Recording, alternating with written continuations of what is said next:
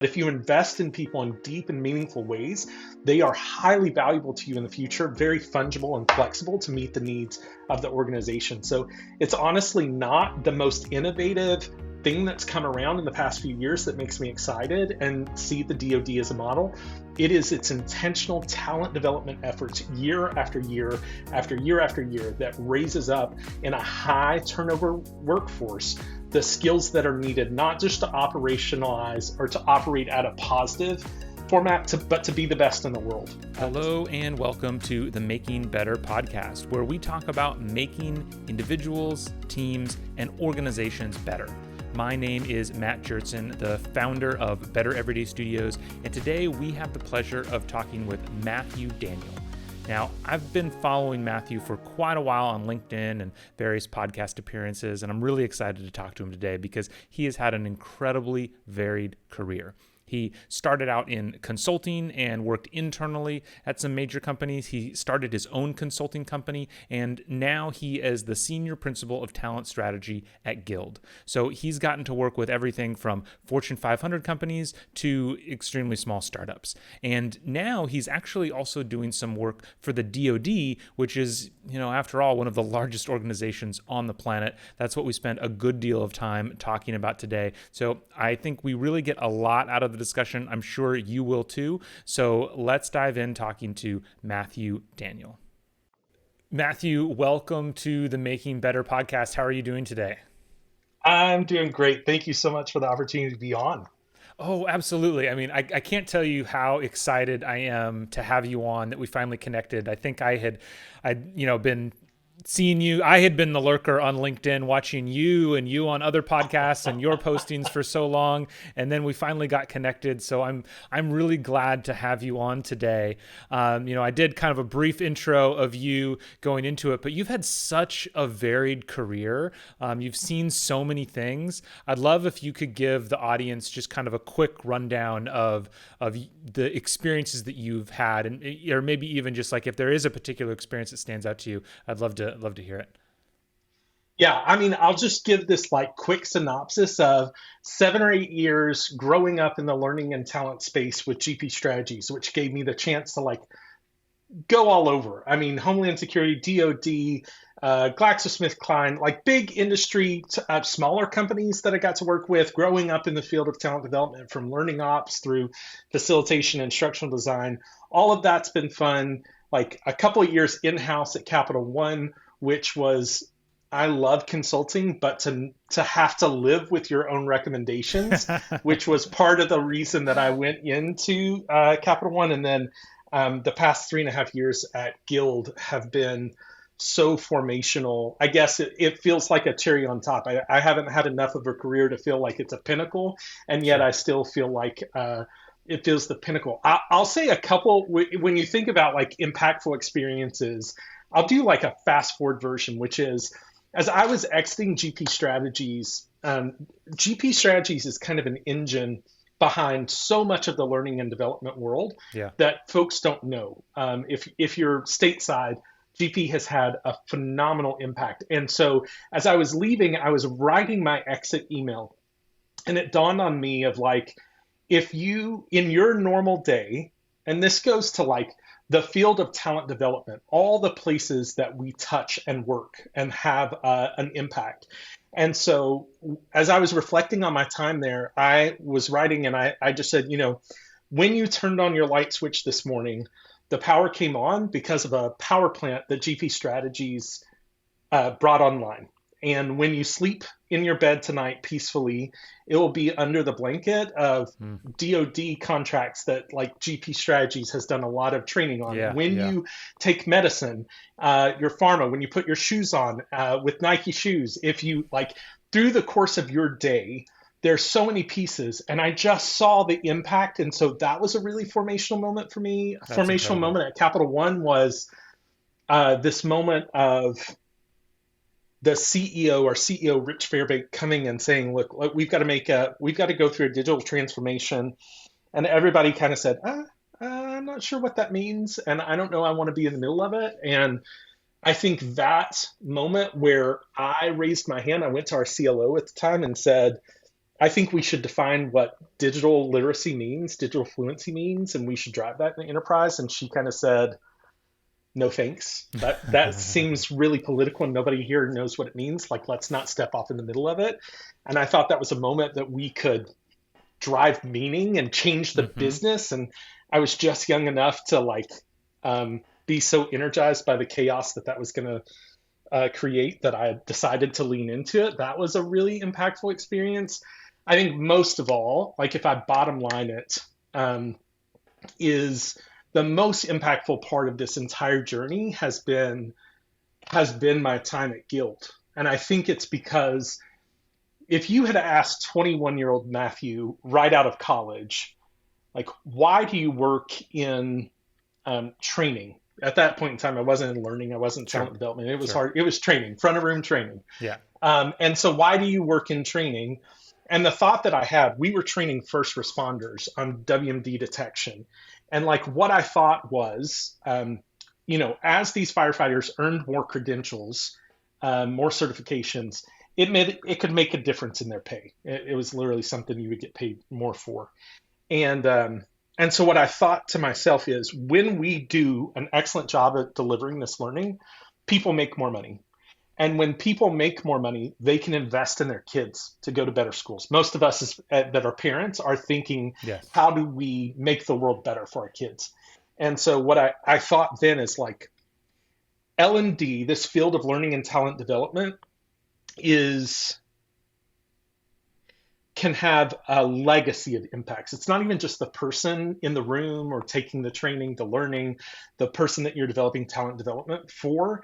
It's actually this really big systemic creator of value in the world to the business, to society, to individuals, and to their families. And the idea that I could always have that impact was something I always wanted. And I feel like I did throughout so much of my early learning career. Guild has let me put like such a fine point on that, because what we Nice. do is think about specifically education and credentials. Mm-hmm. And that is really, I don't have to suppose that people make more money than that. There's a lot of data around it. And so what I see is like the economic mobility that comes out of access to credentials and talent development that really makes me say, for the rest of my life, I want to be in a space where I am both building businesses and executing on strategy, but I'm doing it in a way that like leaves the world better. And for me, I think finding Guild at this intersection of equity, talent development, uh, um, economic mobility really made me excited and kind of changed the trajectory of where I imagine I'll be from this point forward. That's awesome. It's so great when, because I do unfortunately think a lot of learning people, since it is kind of a thing that you just like fall into very often or show up in, there's not always opportunities to think about the impact that we can have in that way and kind of the Yeah. follow-on impact. We talk a lot about impact to the business, and that's definitely something that we drive and focus on. But that real impact on people, I was so lucky in that since I started in the military and flying, I'll never forget a day when I bring this up a lot in speeches, where the day that Sully Sullenberger landed on the Hudson Yeah. River, and saved all those Yeah. people, I was at the Air Education and Training Command annual symposium in San Antonio. So that was happening same weekend. And of course, so that happens, and the whole rest of the conference, every pilot's saying like, oh, I Oh could my have done goodness. that. Oh, if, Right. but then at the end of the conference, when the commander of Air Education Training Command gave his keynote speech, he just stood up there and said, he's like, this is amazing. This is, it saved all these lives. I just want you all to remember that his journey started with us, because Mm. Sully had been a pilot in the U.S. Air Force. So literally, Yeah. you trace it back 30, 35 years, he had been one of our students, Yeah. and it was just such an impactful, like, oh, that's what we're doing. That's right. And yeah, and it's not just that they can, yes, people are getting skilled today and they can do their job better and they get paid, but man, like drawing that line to, they can have families that are flourishing and invested in their kids. Like Yeah. that's a true impact. Well, and I think like if I go back in my career, the moment that everything changed for me is I was in a learning ops role, which is a fancy way of saying we made copies of training materials. That was my real first job in Yeah. home, like a Homeland Security contract. And my supervisor at the time came over and tapped me. I'd driven a lot of efficiency into the team, and we had some slack capacity. And she came over and she said, "Hey, we're doing this 40-hour train the trainer on instructional systems and tools. Would you want to be a part of that?" Well, sure. And I think what happened in that moment is I didn't just go to a 40-hour like boot camp on instructional tools and technology. It absolutely changed the trajectory of my life because what I started to unpack was the science behind learning. Hmm. Not just, I had been doing leadership development for many years through church. And then when I realized there was actually a science behind it, like my mind just opened up.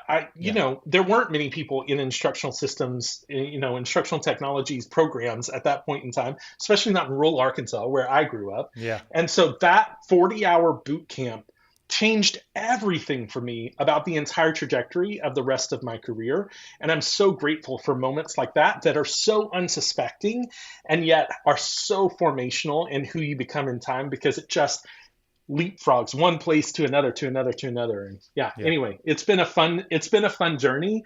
And I am keenly aware of how grateful I should be for the people who have given me opportunities to go places, see things, be a part of things that have really formed little bits of how I think about our field and the opportunities we have to make an impact. Yeah, absolutely. That's awesome.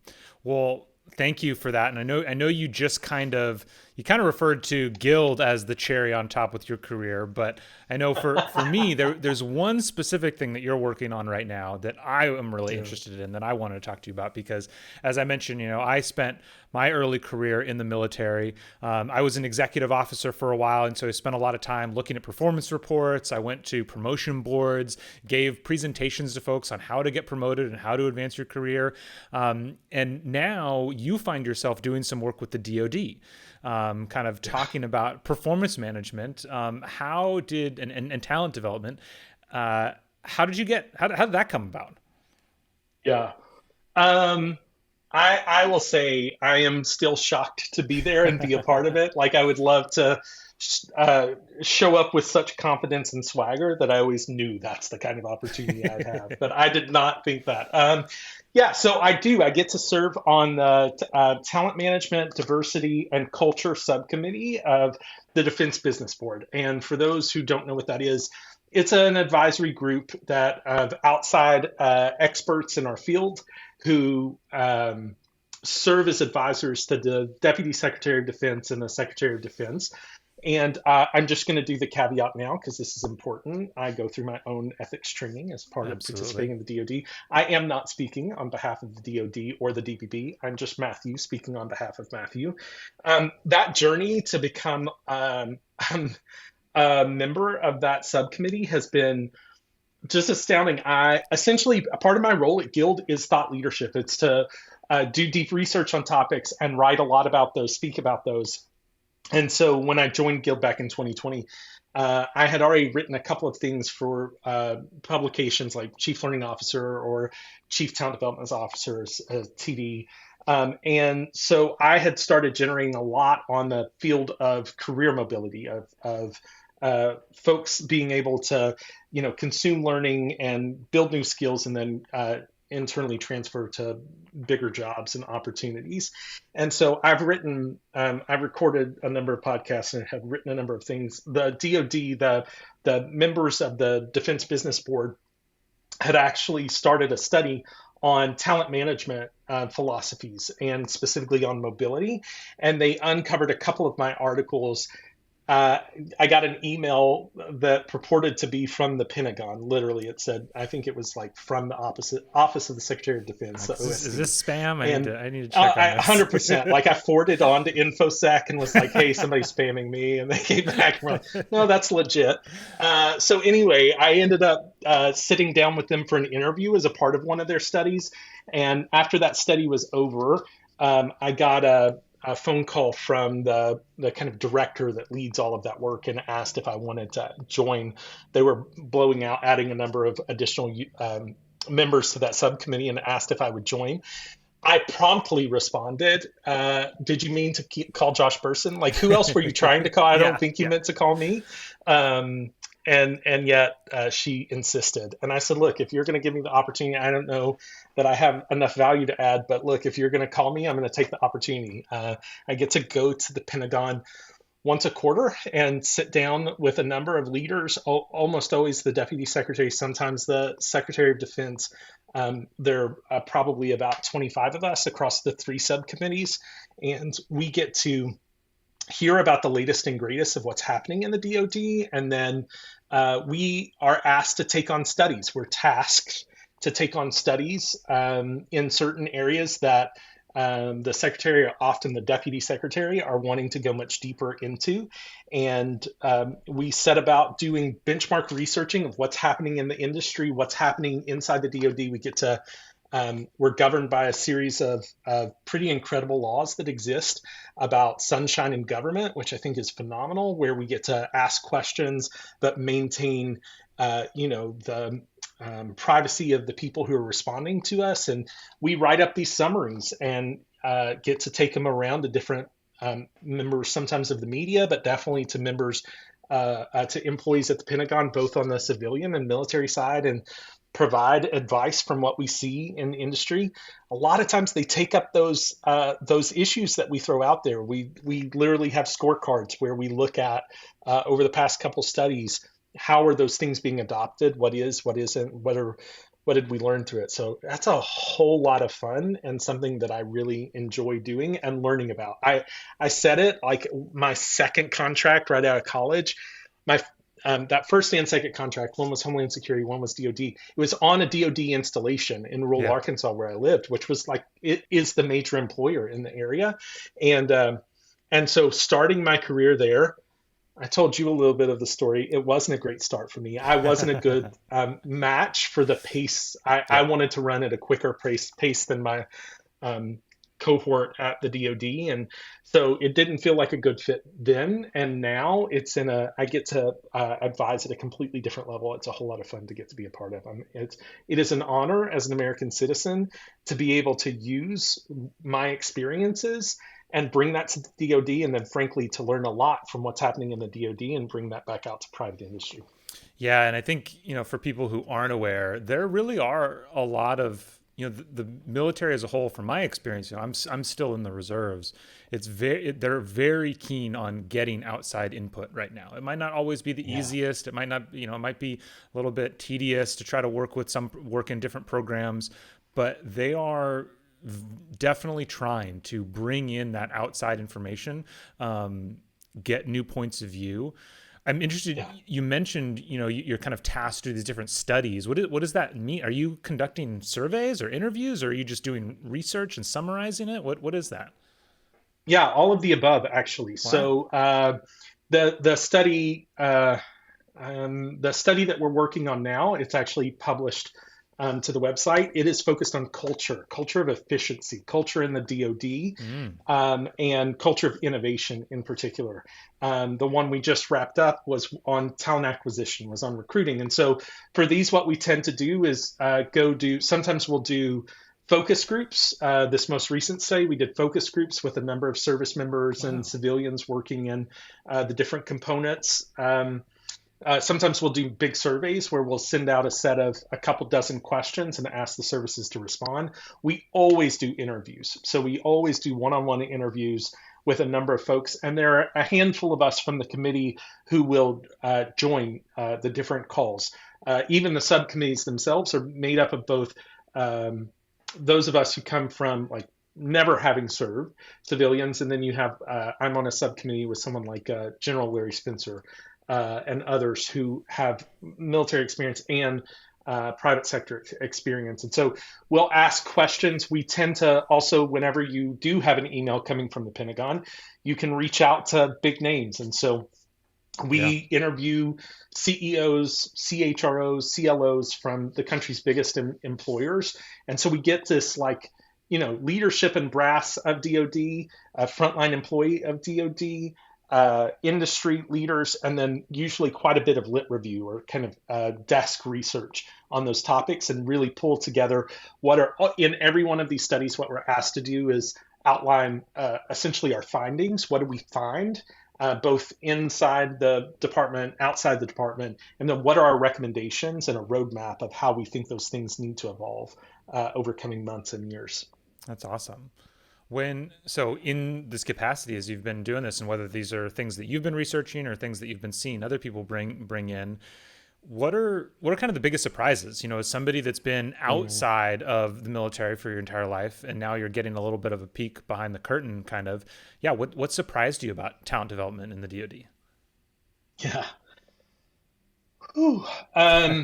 I think it's as good and as bad as you imagine. That's what is surprising. I think because of my time working near the DoD, my perception of the pace of innovation and some of those things I didn't have the most positive of views.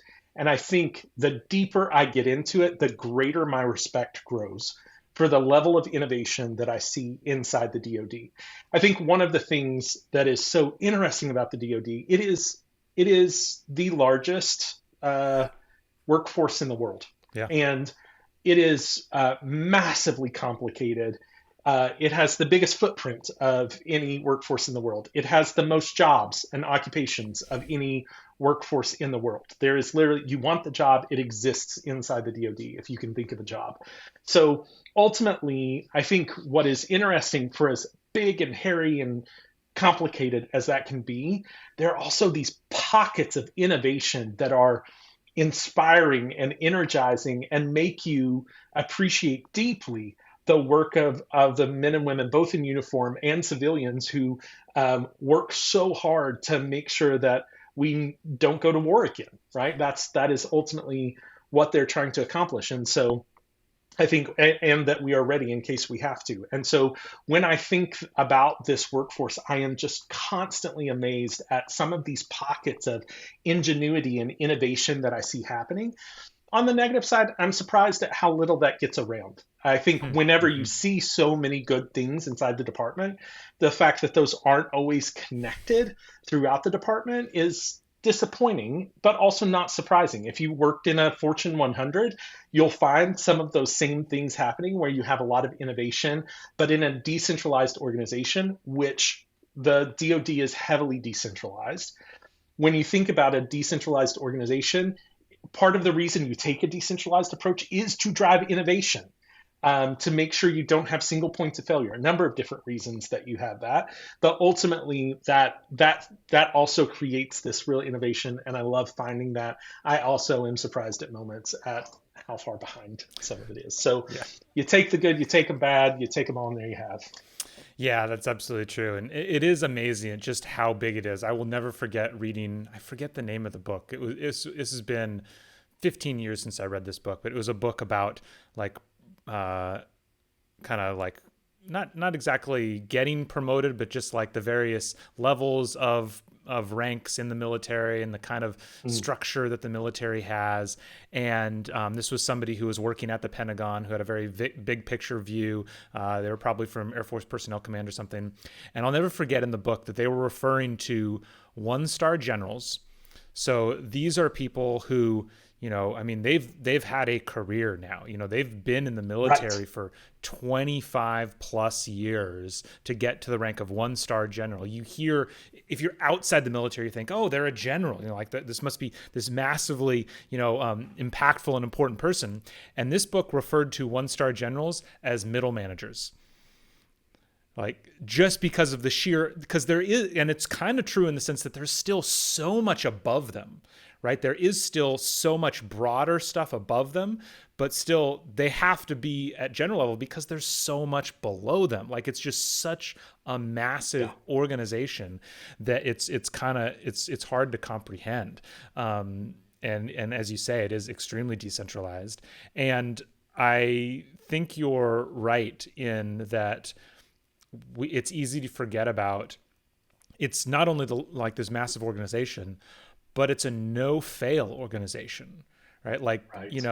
if something crazy happened and Google broke tomorrow, like, I mean, it would be disruptive, but it's different than if the military breaks tomorrow. Like, it's just a different thing. And so I think that's where there's that give and take. I think you're right in that, though there is so much that moves so slowly. That's why there is that level of consistency that they just have to maintain, that level of structure that they have to maintain, because though they want innovation, they can't let it fail either. Yeah, and I think there are just, I mean, we deal with this all the time on the DBB as we're writing our studies. We do need to point out the differences between where the DoD lags behind private industry. And you Mm. will see that as a consistent theme in the reports that we write.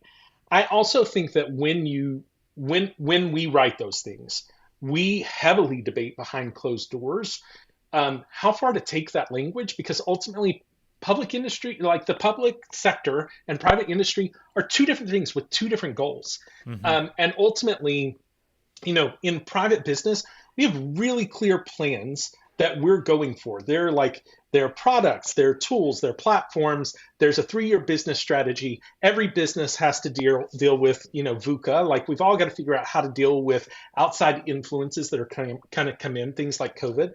That's a very different thing than the Department of Defense, Yeah. where ultimately this is a large group of people who have to plan for every eventuality. And frankly, people like us on the outside are wanting, people stand up and yell, and the press writes about things, and everybody wants to hold our government accountable, which we should. That's how a democracy works. And also, it's not always so comparable, because the problems that the military has to solve are so vast. And so I love this field of scenario planning, not strategy planning, which we all know, which is like, we want to get to this end objective, we take these steps, here are the building blocks to get there. But the field of scenario planning, where you plan for so many different eventualities. When I worked with Homeland Security, we would do tabletop exercises where you're trying to handle all of the influences. Those things happen, regularly within the DoD as well. I think what it takes to manage all those optionalities and how to respond to those just requires a complexity. And then I think you also have, like, it's worth pointing out that the way that funding works for the DoD, it's often not like, here's your strategic budget, work from it. It's more like, different players who allocate different money from Congress in different directions towards projects that benefit their state, et cetera. And so the DoD has to manage a lot of moving pieces here that ultimately, I think, still give us the best military in the world, in the Yeah. United States, and much to be proud of in the way that works. Yeah, absolutely.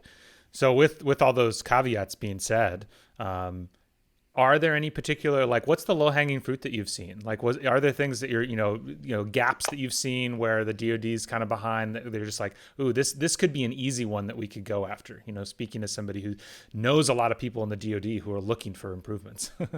Yeah, I think ultimately the one of the biggest things that we can do, and these things exist already in DoD, but from where I sit, and again, I'm going to speak as me. This is not me speaking on behalf of the DBB, but I think the need for connective tissue across, and I think in military parlance, there's the joint force, the idea of like how we approach things together. I think it's very easy inside the DoD to get siloed because of the decentralized nature of things, whether it's funding, structure, authority, legislation that guides those decisions. I think if I were going to say what's the one thing that I've seen in my time that would be most beneficial, lots of caveats, it really is sharing best practices of where that innovation is happening across functions, having stronger functional communities who are empowered to really bring best practices across the entire department. And there are places where that happens. Again, there are places where different commanders work more proactively or within services, et cetera. We know that the Air Force does a phenomenal job of this inside the confines of the Air Force. I think one of the things that is the lowest hanging fruit is to be able to do a better job about talking about what's working across services and sharing techniques, tools, titles, processes, flows, relationships with vendors, all of these things in a way that allows each service and component to move more quickly based on what's already been learned inside the DoD. That's the thing that jumps out to me as easiest lift. That's awesome. It really reminds me of, have you read the book Team of Teams? Oh, yeah. Oh yeah. So it's for anybody who hasn't, it's by General Stanley McChrystal and kind of traces his time as the head of Joint Special Forces Command in Iraq around 2008. And it really is a micro version of exactly of what you're talking about, where he came in and there's all these individual special forces teams. There's Army Rangers, there's Navy SEALs that are all individually excellent and doing amazing things, but they're all stepping on each other and getting in each other's way. Yeah. And it's one of my highest recommended leadership books out there, because I think, interestingly enough, I find some of the fastest paced organizations face exactly the same problem for different reasons. Oh, yeah. In that every team is trying to move so fast that they can only focus on their objectives, and it can be at the detriment to other objectives if they don't step back. So a completely different reason for that siloing, but it's one of the biggest problems that I run into out in just regular corporate life, I think. Absolutely. I think they're just trade-offs, right? Yeah. This is the trade-off between centralization, decentralization, moving fast, moving slow, risk mitigation, risk aversion. You just see all of that. But ultimately, I think finding the places where they're common ground and sharing proactively, the thing is that takes time. Yeah. It takes time and energy away from the work. And so it really, you also do have to make real trade-offs about if that time away is worth it and what the benefits are. So yeah, I appreciate that question for sure. Yeah. So then to look at the other side of it, there's the low hanging fruit, but we've already said, there's all these great things that are happening too, and good things that are going on. You've seen at the smallest scale as well, working with startups and other organizations like that. What have you seen that you think the DoD does really well? Like what are some, or at least some lessons that you're seeing that would be well to transfer from these large organizations that other organizations might be able to learn from? Yeah, here's the thing about the DoD that I think is still fascinating is at the end of the day, they're places of innovation. If we think about, for those who have been in L&D for a hot minute, I know, in the world of e-learning, most folks are moved on to XAPI and a number of things. But before SCORM, before XAPI was SCORM, and before SCORM was AICC. And AICC is a government protocol, yep. Right? It's an Air Force protocol, if I remember correctly. If you talk about the whole field of instructional systems design itself, like the beginning of ISD, it's a military concept. So this world of talent development, it was the military who pioneered yep. so much of what adult education and workforce development look like, essentially because you have to facilitate. And I think as much as one might want to look at the military and look at the things that aren't always done so well, if you just reflect on, I would, the only other organizations I can think of that work like this are retail organizations where there's high turnover. The DoD is, at least in the military, is high turnover with intentionality. You sign up to serve for 3 years, 4 years, 6 years. Maybe you become a lifer in time. But ultimately, the amount of time that you sign up for is finite, which means that the whole military has to be able to train new service members to quickly get up to speed on the bulk of how the DoD runs year after year after year after year. And I think what the DoD really does well is like the logistics of moving massive bodies of people around the whole. I mean, we call them boot camps. Boot camps are all the rage. Boot camps are all the rage in the private sector. That whole concept is a military concept that is about intense, hands-on, applied, get in the dirt, learn what it means, get comfortable with it. It is your life, do it. And so I think when I think about what I see in DoD, certainly I see scenarios. I got to see some on my last trip, even where we were looking at some of the ways that people are being trained and getting smarter based on scenario-based learning in digital environments. So we know those kinds of things are happening and can come out to private sector. We know that those things are also happening in private sector and being done really well. But ultimately, I think the thing that the DoD does so well that the rest of the business world isn't caught up to, doesn't do well, is this sense of when I know I'm going to have turnover, I still invest in those people. Ultimately, those former service members have pride about their time in DoD. They also have, they see the things that didn't work. Sure. I mean, not to talk about anybody on this podcast, but like they see the things that don't work about the experience, but they walk out with a lot of pride about what they went through and ultimately become a part of a much larger workforce, right? When you come out of the military, you are a source of highly skilled labor that comes out into the rest of the field, and we get to benefit from in private industry. SpaceX gets to benefit from your skills and background in the Air Force. So ultimately, I think when I think about what can we learn from DoD, it is the importance of investing in talent development. At the end of the day, I think that the brand loyalty that exists between former service members towards their brand of Army, Air Force, whatever, it is about the investment that was made in them and the way that they feel affinity towards that brand from their own experiences. I think companies can look at the way that the DoD invests in its service members and recognize that there is a lot of upside and loyalty from people who have had significant investments in them, move them around for opportunities, right? This is another basic concept that's existed in the military for eons. It's definitely in the American military, that you rotate in and out. You become a deep expert in one area, but if you're going to become a leader, you've got to float around and go to a lot of different places and have exposure to different processes and tools and segments and facilities and those things to become the well-rounded leader that you need. We don't always do such a great job of that in private industry. It's a little Darwinian, own your own development, best case scenario. Here, we're giving you an e-learning library. Hope you do well, right?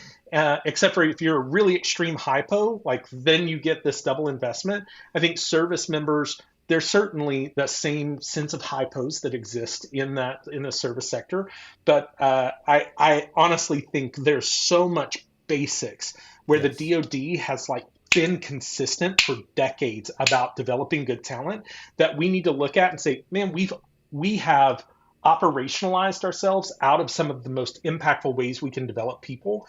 We have managed to minimize to the smallest variable skill, how do we get to the one thing you need and then give you no more?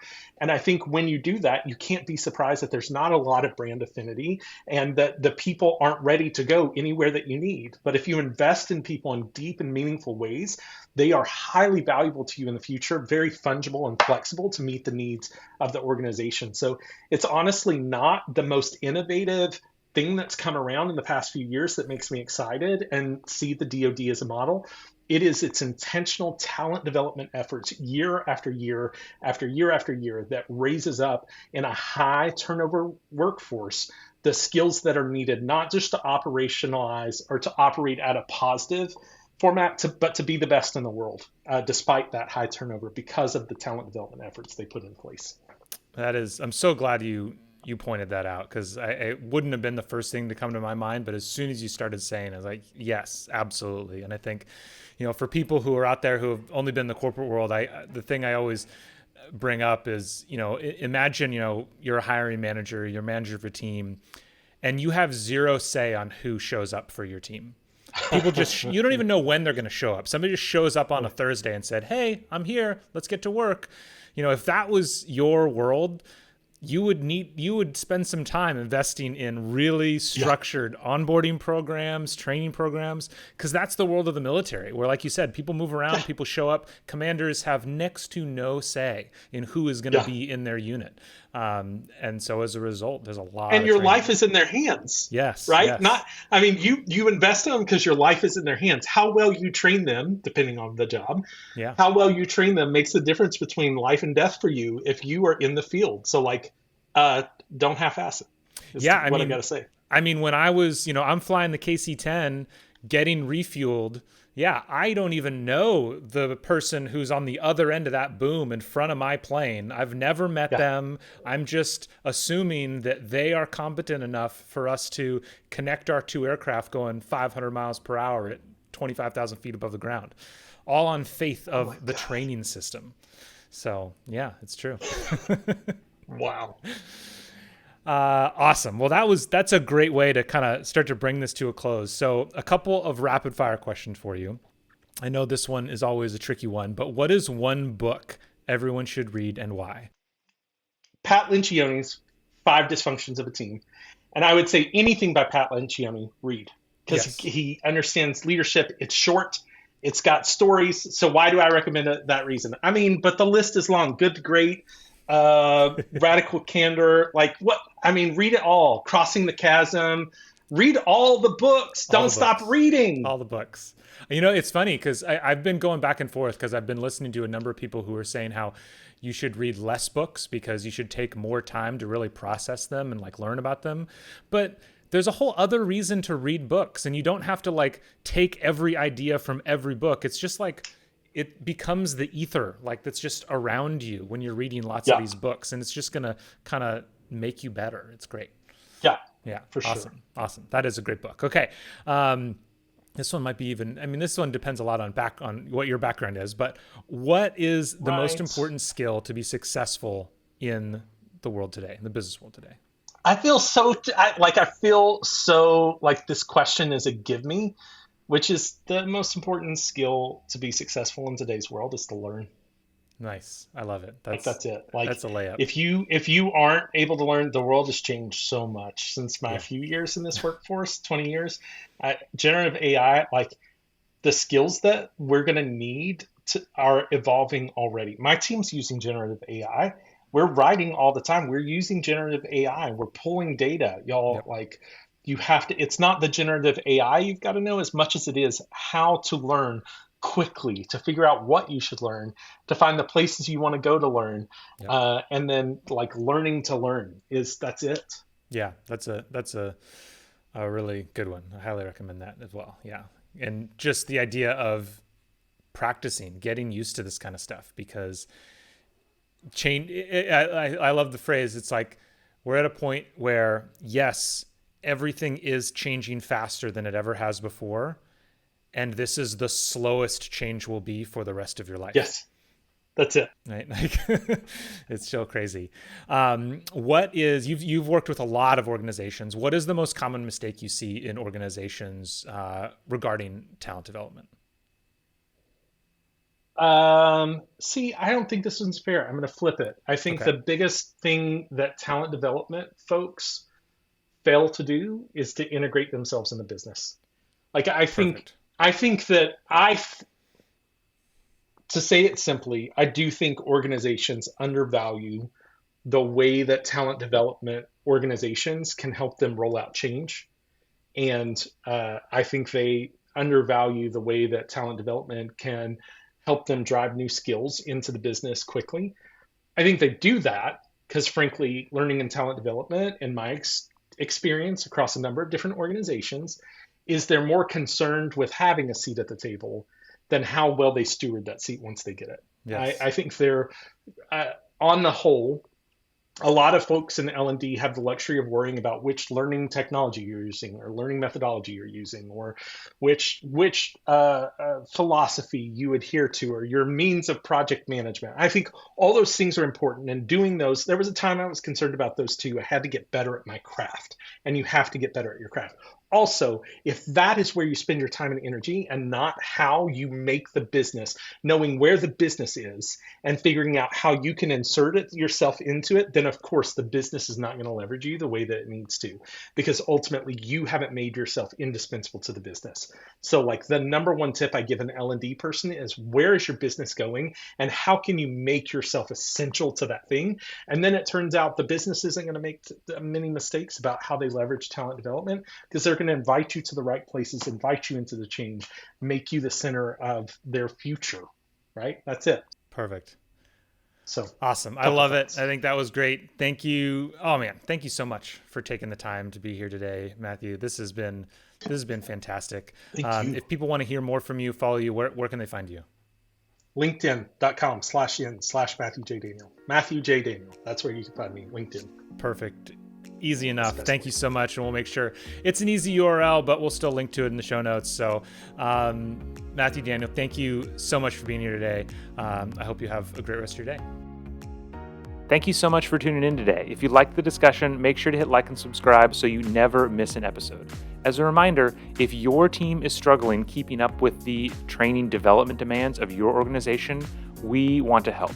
Better Everyday Studios is a full-service instructional design team that can help you with everything from ideation to actual content creation and delivery. Please reach out to us using the link in the episode notes below. Have a great day.